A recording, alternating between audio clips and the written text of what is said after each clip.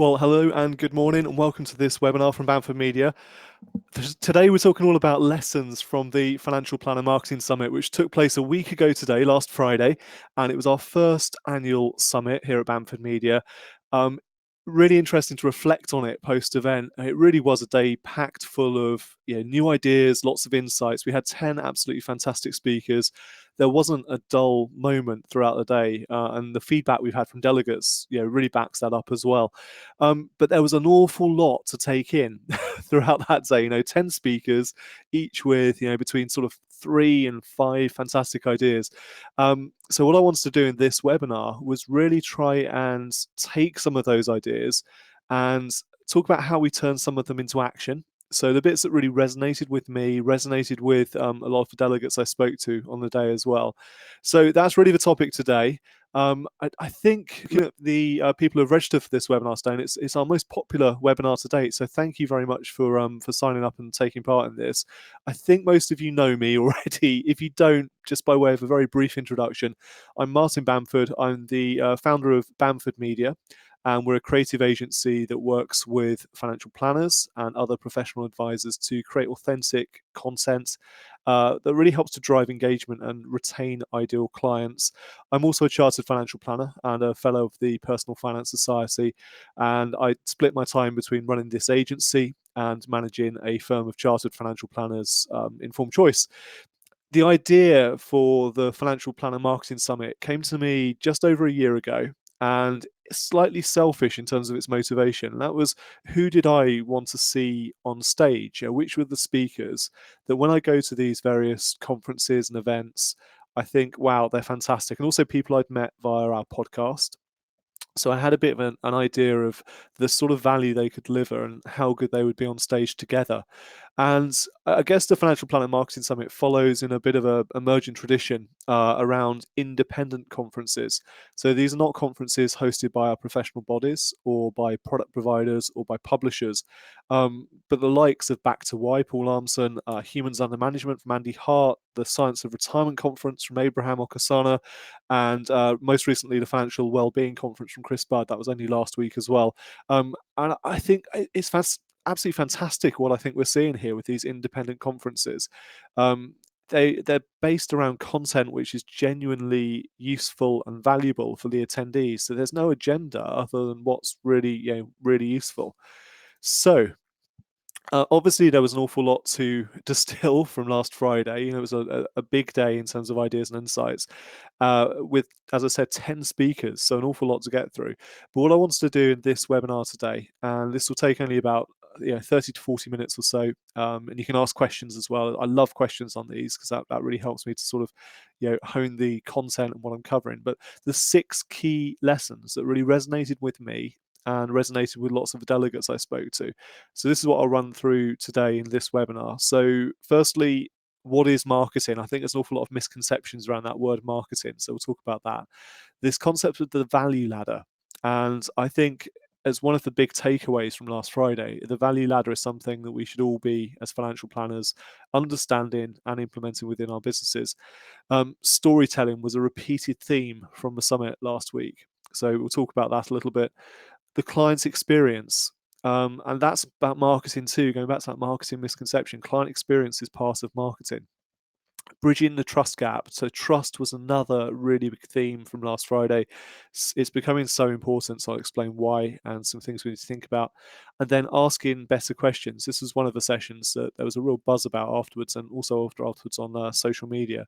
So as I say, ask questions as we go through this as well. I'll pick them up either as we go or at the end. You can use the chat box on the right-hand side just to say hello if you fancy. It's always nice to know people are actually listening and taking part. I can see plenty of you on the call, so that's good. But use the chat. Matt, thank you. Hello. There we go. You're alive. You can listen. You can hear. So let's get started. What is marketing? And there's a huge amount of misconception around this term marketing.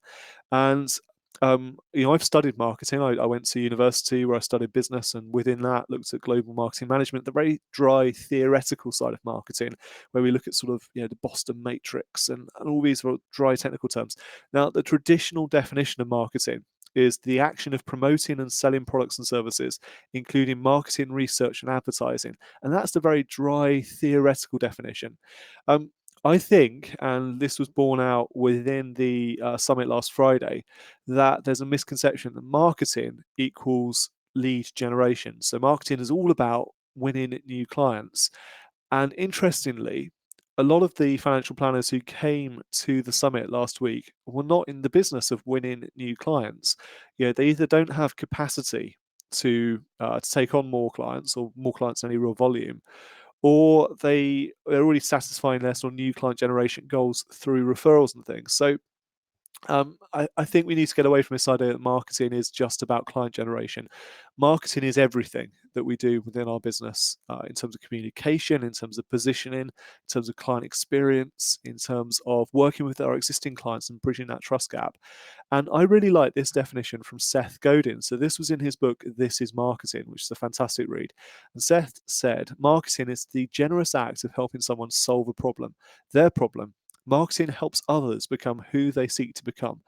Now, the reason I love this definition, I used it in my introduction last Friday as well, is firstly because I think it's more encapsulating than that traditional, very dry theoretical definition of marketing. So that's really important.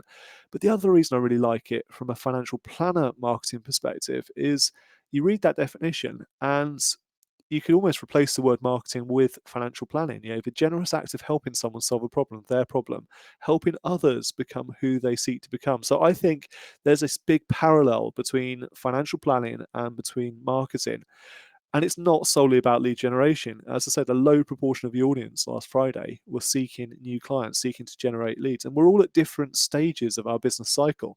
So it's important to recognize that it's not just about lead gen. The topics we covered last Friday and the bits I'll recap in this webinar today were all, in my mind anyway, marketing topics. So trust, storytelling, experience, human behavior.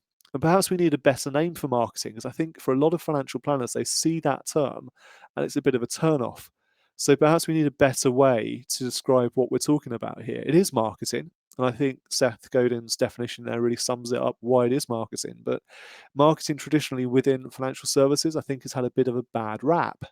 And for that reason, a lot of financial planners are turned off marketing. They don't feel they need to understand it or to implement it within their businesses, but think of it as a more all-encompassing activity. And I think that really gets to the nub of the issue here.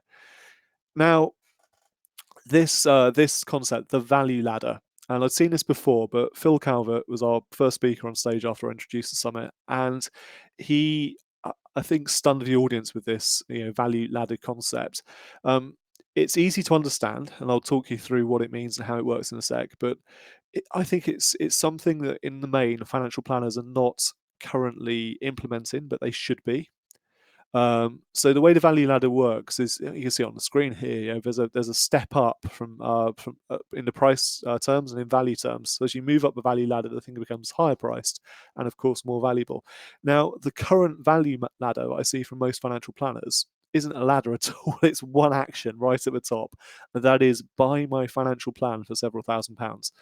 And there's no intermediate steps. There's no moving up to that value ladder. It's all or nothing. It's either you're not a client or you're a client. And if you're a client, you spend X £1,000 on the financial plan. The value ladder approach is all about building trust, which, again, I can come and talk about, but an important theme when we talk about this stuff, and about building loyalty. So your financial plan, your service, your flagship service is the high value one at the top of this, the high price, the high value proposition at the top of this value ladder, or very near the top anyway. But what about the clients who either don't have the budget yet to pay several £1,000s for a financial plan, don't quite feel ready to commit to that full fat service just yet? What do you have for them on your value ladder? And the way the value ladder traditionally works is you start at that bottom left corner with your free services. So the things that attract people to engage with you, to get to know you, to get to like you, to get to trust you. And that free content is going to be things like blog posts, so writing blog posts, videos on YouTube, it could be podcasts, it could be webinars like this.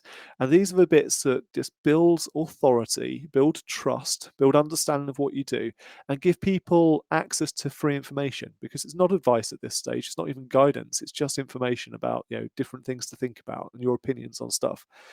So that's your bottom left. You move up the value ladder with lower priced content, accessible priced content, online courses, membership programs, maybe ebooks. And we could be talking here in a sort of 50 to 250 or £500 range. And then you go up to your medium price content, and that could be things like one-day conferences, mastermind groups, things you charge a bit more for, that you have a bit more personal involvement with, that means the individual, the client, gets a bit more access to your time and your knowledge and your expertise. But again, all the way through this, you're working them up this value ladder. So they're getting to know you, they're getting to trust you. And when the time is right, they then purchase your full price service, the one that's in the top right of that. And that's your financial planning service. But that might not be your full price, your highest price service. You might go a step further. Phil Calvert last Friday talked about Tony Robbins, this wonderful motivational lifestyle guru. And he really is the best example of a value ladder, the way he does it and the things he offers. But all the way at your top of your value ladder as a financial planner, it may not be a financial plan. The top thing may be a weekend or a week-long retreat with you and other experts, coaches, behavioural scientists, investment experts. The really high value thing, take them to a lovely venue. I don't see financial planners doing this yet, but I think they should be. I think they should certainly be doing the stuff at the bottom left, working their way up to that full fat financial plan. But why not take it a step further? I wrote a blog post recently about a concept called 1,000 True Fans. And it's based on an essay by a chap called Kevin Kelly. And we're starting to see within the financial planning space, some financial planners embrace this 1,000 True Fans concept. And as well as working with clients on a one-to-one basis, they're starting to build communities. They're starting to build tribes, as Seth Godin would say it. So these fans. And this is the ability to work with people on a one-to-many basis, to share your expertise and your value. And I think that 1,000 True Fans concept ties in really nicely to this value ladder concept. So do check out the value ladder. Do check out 1,000 True Fans. And I'll put some links when I follow this up on the website afterwards as well, so you can see about those two things. Right, another big sort of theme. Actually, going back to my earlier bit, I put a poll in there and I haven't promoted it. Don't ignore me. Okay, so another big theme from last Friday was this theme of storytelling. Use the chat bit on the right-hand side if you would. Tell me, what did you dream about last night? If you can remember, and obviously we don't all remember our dreams, but if you can remember, what did you dream about last night? Keep it clean. Let's sort of hear some suggestions. So use that chat on the right-hand side while I go through this. This quote, which Michael Taggart shared in his session, which was all about storytelling. We are a species addicted to story. Even when the body goes to sleep, the mind stays up all night telling itself stories. We have evolved, arguably, as a human species because of our ability to tell and share and understand stories. No other species does that. And it helps us to avoid danger. It helps us to create groups and create community. You could argue that religion is the result of the ability to share stories and concepts. So storytelling is so important. But, and Phil Calvert touched on this in his presentation as well, we're not very good at it within the financial planning profession. So you look at the typical about us. Nobody's sharing their dreams, by the way, in the chat box on the right-hand side. It's either because you can't remember. There we go. Damien dreamt about cycling up hills. Okay, there's probably some deeper psychological meaning to that, Damien, for what that means. I'm going to look it up afterwards.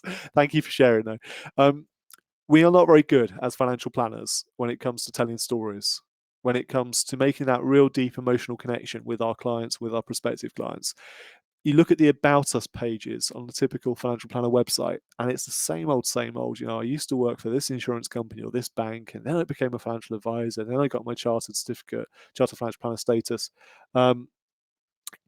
Maybe we've got a bit better in recent years. We put a bit of our hobbies in there. We talk about cycling up hills. I talk about my open water swimming, etc. But we're not good at making that emotional connection and people by people. So telling these stories and getting better at storytelling is such a powerful way to engage with people. Phil, in his session, played a video. And it was a video by a copywriter, and it's called Black Ink and Sneakers, and I've put a link to it. I'll put a link to it in the post or follow up. But it was a great example of how you can take a very dull about us page on your website and make it really engaging, really personable, and actually share something real about you. So people by people. I've just finished a really great book called Time and How to Spend It by James Warman, who I interviewed on our podcast recently as well. And within that, James gives a brilliant example of what's called the hero's journey. Now, every big story you would have come across typically follows that structure of the hero's journey. In its simplistic form, it's based around 3 steps: departure, initiation, and return. But in its more sort of complex form, lots of steps within each of those. So the subjects of the story starts off in the ordinary world. They receive a call to adventure. They refuse the call. They meet with a mentor. They cross the first threshold. They face tests and allies and enemies. They approach what's called the innermost cave. They have an ordeal. There's a reward. There's the road back to where they started. There's a resurrection, and there's a return with the elixir. So if you think about your favorite stories and the big, most popular stories out there, they tend to follow this hero's journey. It's a really good storytelling format. So think about things like Star Wars or any of the Disney Pixar movies, Harry Potter, any of the Marvel movies, Lord of the Rings. They all follow that journey, that hero's journey. But really, the message, the key takeaway from this one, the lesson from the Financial Planning Marketing Summit last week was get away from boring, dull about pages and about us descriptions. So move to storytelling and see how you can incorporate storytelling in everything you do out there, particularly when you describe who you are and why you're doing it. Michelle Hoskin spoke last Friday, and I think for the handful of people in the audience who had not seen Michelle speak before, they were a little bit blown away. Certainly my colleagues here who hadn't come across Michelle before were very impressed by her style and her message. And Michelle was talking all about client experience. She's known as Little Miss Wow, so it was all about how to turn the client experience from woe to wow. I guess the key takeaways for me from this was, do you understand what a wow client experience actually means for you and for your clients? And potentially the best way to understand it before you implement it is to taste it for yourself, to actually experience it for yourself. And Michelle gave this example in her presentation of being stuck at an airport, long queue for the taxis, deciding instead of getting a taxi to book herself a limousine service. And for not much extra money, the quality of the service and the experience that she received by being a passenger in a limousine compared to a taxi passenger was just exceptional and really eye-opening. And I do wonder, as financial planners, when we think about our client experience, whether we're sampling a top client experience ourselves enough, or in some cases at all, before we try and action it. Rarely, I go and stay in very nice 5-star hotels, and each time I do that, it's a really good reminder that actually this is typically what people expect these days, particularly the types of high net worth clients we work with as financial planners. They want the 5-star, or in some cases the 6-star experience. And I think, before we try and design that client experience within our own businesses, it's really important to think about, how do other businesses do it well. So, what are your favorite brands and your favorite experiences outside of financial services? What impresses you every time you do it, every time you taste it? So think about that first. Michelle also said that client experience needs to be intentional, so it's important to map it out. Think about each step. And whenever I think about client experience, I always think it's the little touches, the combination, the cumulative effect of all the little steps, the little touches that make an overall client experience. And the big one for me is real coffee. So when you go to your financial planner, your client comes to see you. Are you serving your sort of your instant coffee, your gold blend, stirred into a cup, or do you have a proper French press with locally roasted and ground coffee beans going into it? Is it served in nice china on a nice tray, etc.? So it's all the little bits in your client experience that add up and have this cumulative effect of being a wow experience. Michelle also said it was very important that you work as a team to deliver the client experience. So the client experience cannot be the remit solely of the financial planner. It has to be something you work together to make sure you deliver, to make sure you action. What can you learn I think it's a key message here. What can you learn from the really great experiences you have as a customer elsewhere and implement within your business? Because we live now in this experience economy, where experience is what it's all about. It's what people rave about on social media. It's what they tell their friends about. So unless we're delivering as well as a great service, which is almost a bit of a hygiene factor, great compliance advice, suitable advice, great investment return, it was in line with what they're trying to achieve. As well as doing that, that's all a given. We need to be delivering this experience economy alongside it. So that was a key takeaway from me for that one. Now, trust again was a big recurring theme throughout the day last Friday. And within my opening address, I talked about how, sorry to say it, but people do not trust financial advisors. And there's good reason for it. You look at the press, you look at more or less every headline out there, and where it relates to financial advisors or financial services, it is negative predominantly. So recently we've had PPI mis-selling, we've had Neil Woodford, we've had London Capital is another good, London Capital Finance. So lots of these good examples of the press basically telling the world, anyone that reads them or listens to the press, don't trust the world of financial services. And there is a big trust gap.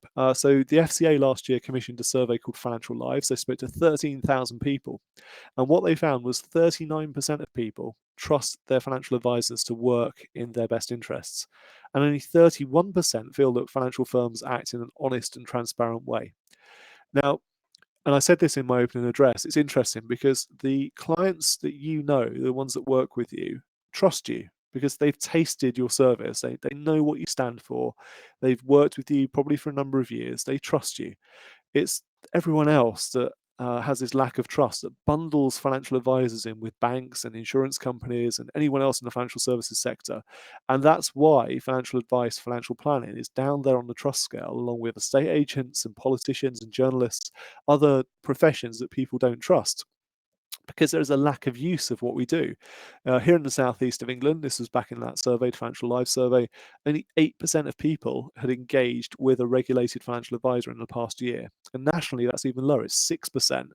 So when we're talking about engaging with new clients and bridging that trust gap, because trust me, they don't trust you, we have to think about how we do that. We have to understand the science behind trust to make sure we do this properly. Now, trust is part of marketing. Marketing in its simplest form is about attention, trust, and action. So you gain someone's attention, you win their trust, and you convince them to take action. So it's important. The gentleman photographed here is Herman Brodie, and Herman is co-author of a book called The Trust Mandate, which is primarily focused at the wealth management and sort of institutional investment management sector, but it has a lot of crossover with what we do as financial planners. And within Herman's presentation, he talked about benevolence versus competence. And that quote there, knowing whether the intentions of the other are good or bad is more important than knowing what the other can do. And I found this interesting. This was backed up by their research. So benevolence taking preference over competence. Of course, competence is a hygiene factor. It's something we have to have. We have to have a certain level of qualification, of ability to do what we do and deliver what we do. But benevolence actually is when it comes to building trust and bridging that trust gap is far more important. So Herman talks about a number of ways that you can build trust and sort of demonstrate benevolence within that trust building process. He talked about vulnerability. And vulnerability is a big component part of building trust. Actually, one of our other speakers, Catherine Morgan, shared a very personal story about her son's journey with sepsis and a scary time in her life. And vulnerability sort of came out there as well. Sharing our personal stories, being emotionally open and willing to get personal with people is a big part of building trust. Herman talked about social cues and physical cues as well, which are important in the trust building process. One of our other speakers, Jonny de Mallet Morgan, talks about how it's not just what you say and do, it's how you say and do it, and the importance of that. So you need to give your clients the information they need to evaluate your intentions as well as to evaluate your skills. And I think as financial planners, we're great at doing that. We're great at giving information to help people evaluate our skills. We stick the Chartered Financial Planning logo on our websites. We talk about our qualifications and our experience, but that tells our clients very little about our intentions, whether our intentions are good or bad or otherwise. But every interaction we have with both existing and prospective clients is an opportunity to talk about our intentions and to demonstrate our intentions so they understand our benevolence. So trust, I think, is a really, really important one. This session from Laura James from Uniquity, has been one of the ones that gave a real buzz post-event through social media. She's willing to share the questions she came up with. So 10 questions to ask to build a better business. And start with that one there. How are you, really? This goes back to vulnerability and making this deep emotional connection with our clients, our existing clients, professional clients. One of our speakers argued that women are better at doing this than men. And I think that's probably a fair comment. I can say that as a chap. Michelle, I think it was, explained that it's a mark of success in a client meeting if you make them cry. Now, I think you have to be careful about how you make them cry. Obviously, don't be mean to them, but the being vulnerable, being emotionally open is really important here. And actually, a really important part of what we do is getting to know our client vulnerabilities, getting to understand, what's going on in their lives and helping them through that. That's the role of a financial planner. Laura also did a bit of audience participation, asked a question, why are you worth knowing? And this goes back to storytelling, I guess. We're all interesting people, or at least I hope you're an interesting person. I'm sure you are. But why are you worth knowing? And do you get that message across? Do you put across to somebody, your potential client, why you're worth knowing? Laura asked, how do you want your clients to feel about you? And again, this has to be intentional stuff. This goes back to client experience, which I touched on already. Also goes back to branding. Your brand is everything you do and everything you don't do, but it's all about the perception of your clients. It's all about what they feel about you. And you drive that perception with your actions. So you have to be intentional about it. Every interaction you have is an opportunity to either make progress with your clients' positive feelings about you and your brand and your trust, or to do nothing or to damage it. But every single interaction you have is that opportunity. Right, just to wrap up then, just a few other quick insights that sort of didn't sort of warrant a slide on their own. So 3 of them. Being playing to your true self, being authentic. This was a recurring theme that came up through this. And within my opening address, I referenced a study that I love in America. I can't remember the percentage now. Was it 19%? But basically, the study was talking to students and getting them to rate professors at the top-rated business schools in America. And they found that male professors who had a beard and wore a t-shirt, were more trustworthy and rated as more competent than those that were fully clean-shaven and wore a full suit. So being your true self, being personable, actually letting people in a bit into your life, what makes you tick, what makes you interesting, I think is really important. The ways to share your story. This was something that Catherine Morgan talked about. There's so many ways now. Damien's just noted beard and t-shirt. That's you. That was intentional, Damien. That's why I referenced the study as well. The ways out there now to share your story. You can be a broadcaster. You can write with blogs, you can film videos and share them, you can record podcasts. So writing, filming, audio, great opportunities to share your story. And the cost of entry, the barrier to doing this now is just zero. You can set up a blog for free. You can put stuff on YouTube using your smartphone. You can record a podcast using the smartphone you've got as well. It's very easy to get started with this. So once you've honed your story and thought about your key messages, sharing it is very, very easy to do. And then Natalie Holt talked about thinking like a journalist. And this for me goes back to Gary Vaynerchuk, one of my sort of marketing gurus that I follow quite closely. He runs an agency in New York, amongst other things. And Vaynerchuk has always said that we need to be media companies these days. So financial planners, I think, need to be media companies. We need to be publishers. We need to publish our content. So think like a journalist. Look for the stories.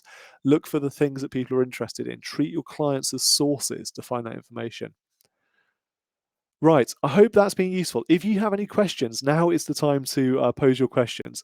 But before I finish up, I want to say we're coming back next year. We're going to do the Financial Planner Marketing Summit 2020, so our second edition. That'll be on Friday, the 19th of June, 2020, at the Electric Theatre in Guildford. It's the same venue as before. Now, we are currently working through feedback from all of the delegates who came this year, and we've got lots of ideas ourselves, but we're going to make this bigger and better than last year. significantly so. And the offer I want to make to you today, and it should be popping up in the bottom of the screen as an offer, so I do that and that, it should pop up here, is we currently have on sale some super early bird tickets for the Financial Planner Marketing Summit 2020. And they're super early bird and they're discounted because we've not yet announced the speaker lineup. So you're going to have to trust me that it's going to be an excellent speaker lineup as it was this year. But we are going to make it bigger and better than last year. You can now get your ticket for £139, and it's usually around £200. So it's a good discount. But more importantly, if you book now, so you book your ticket right now, today, before the ticket sales close, I will give you instant access to all of the slides and all of the audio recordings from the 2019 summit, last Friday's summit. So I'll give you access to a page where you can look at the slides and you can listen to an audio recording of each presentation. But those tickets, as I say, limited number of them. It's the cheapest price you will ever get for the Financial Planning Marketing Summit 2020. And they do, sales of those do finish this week before we relaunch them, probably at the end of this year, start of next year at the full price. So this is your opportunity to get a bargain. I hope that's been useful. As I said, if you have any questions, feel free to ask them, but also you can get in touch with me. There's my contact details on screen. So hello@bamfordmedia.co.uk. Actually, on our website as well, on the front page of bamfordmedia.co.uk, we have a button which is book a video call with Martin. So if you want to find some time in my calendar, have a chat about anything I've covered in this today, how we might help you and work with you, use that, check into our calendar and book some time. But thank you so much for watching this webinar. We do have a regular series of webinars at Bamford Media, which you can find at bamfordmedia.co.uk/webinar, with all the dates and topics coming up. I hope it's been useful. I hope that's been an interesting recap of the Financial Planner Marketing Summit. And please do book your ticket for the Financial Planner Marketing Summit 2020. Get your instant access to all of the slides and audio recordings from last Friday's summits at the same time. So it's a great deal, great offer that won't be repeated. But thank you so much for your time. Thank you for watching.